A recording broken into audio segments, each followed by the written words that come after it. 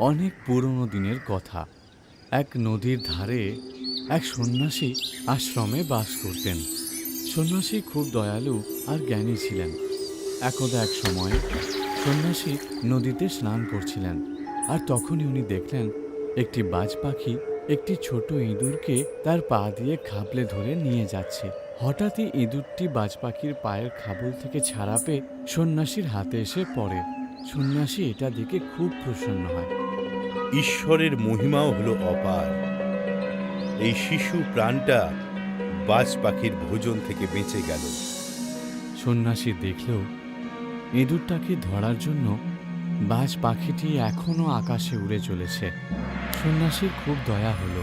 উনি তখন ইঁদুরটিকে নিজের শক্তি দিয়ে একটি ছোট্ট বাচ্চা মেয়ে বানিয়ে নিজের আশ্রমে নিয়ে এলেন, আর স্ত্রীকে বললেন, আমাদের কোনো সন্তান নেই, তাই এই কন্যাকে ভগবানের কৃপা আর আশীর্বাদ মনে করে আমাদের স্বীকার করে নেওয়া উচিত। হ্যাঁ হ্যাঁ, অবশ্যই। সন্ন্যাসী স্ত্রী খুব খুশি হলেন। উনি খুব খুশি আর আনন্দের সঙ্গে ওই বাচ্চা মেয়েটিকে নিজের মেয়ে হিসেবে স্বীকার করে নিলেন। মেয়েটি আশ্রমেই ধীরে ধীরে বড় হলো আর গুণবতী হয়ে উঠল। একদিন সন্ন্যাসী তার নিজের স্ত্রীকে বললেন, আমাদের কন্যা খুবই গুণী আর সুশীল। ও বিবাহযোগ্য হয়ে গেছে। এখন সুযোগ্য বর খুঁজে ওর বিবাহ দেওয়ার সময় হয়ে গেছে। সন্ন্যাসী স্ত্রী এই প্রস্তাবে অনুমতি দিলেন। তখনই সন্ন্যাসীর মেয়ে আসলেন। মাতা পিতার এই কথা শুনে তখনই উনি বললেন, বাবা, আমি যেমন তেমন কোনো পুরুষের সাথে বিয়ে করব না। আমি তাকেই বিয়ে করব যে পৃথিবীর সব থেকে শক্তিশালী হবে।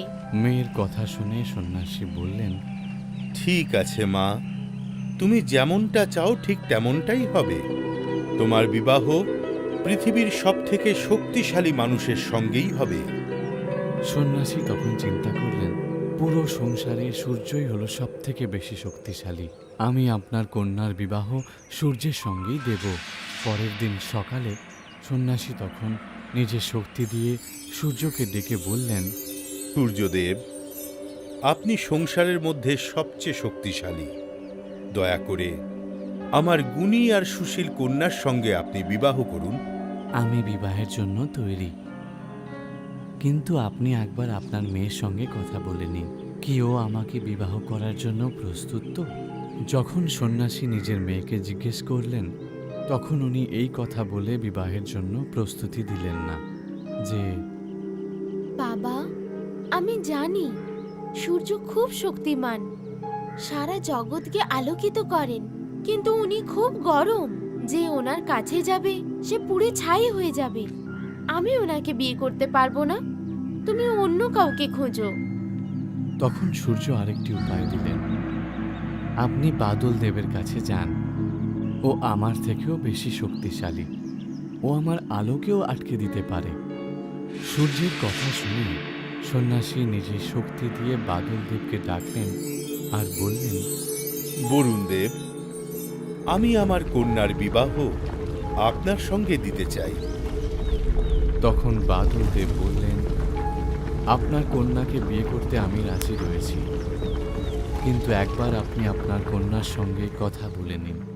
সন্ন্যাসী যখন তার মেয়ের সঙ্গে কথা বললেন, তখন উনি বাদল দেবের সঙ্গেও বিয়েতে রাজি হলেন না, আর বললেন, বরুণ দেব স্যাঁতস্যাঁতে আর ঠান্ডা উনি, আমার জন্য অন্য কাউকে খোঁজো।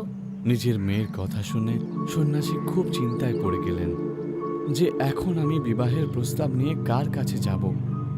তখনই বাদল দেব একটি উপায় দিলেন, আপনি পবন দেবের কাছে যান। ও আমার থেকেও বেশি শক্তিশালী। ও যেখানে চায় আমাকে সেখানে উড়িয়ে নিয়ে যেতে পারে।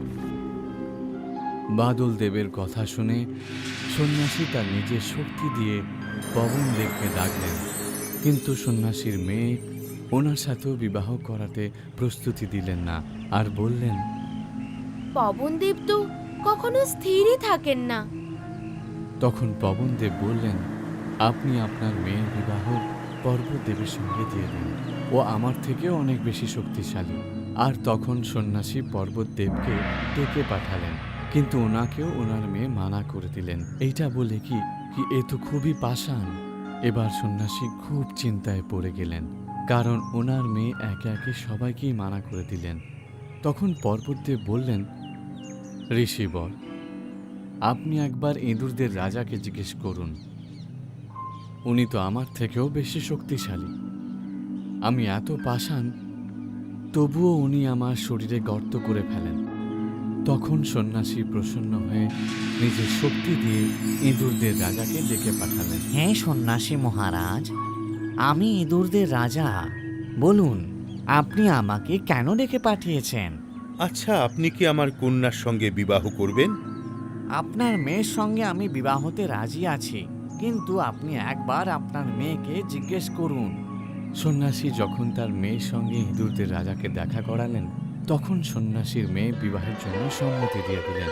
সন্ন্যাসী খুব খুশি হলেন। তখন সন্ন্যাসী নিজের শক্তি দিয়ে ওনার মেয়েকে ইঁদুর বানিয়ে দিলেন, যে আগে ইঁদুরই ছিল, আর দুজনের বিবাহ সম্পন্ন হল। শিক্ষা, বাস্তবকে কখনো ঢাকা যায় না। আমাদের ইউটিউব চ্যানেলকে এখনই সাবস্ক্রাইব করুন। নতুন ভিডিও দেখার জন্য বেল আইকন অবশ্যই টিপুন। আমাদের ভিডিওতে আপনার কমেন্টস নিশ্চয়ই দেবেন। ভিডিওগুলিকে লাইক করে আপনার বন্ধুদেরকে অবশ্যই শেয়ার করুন।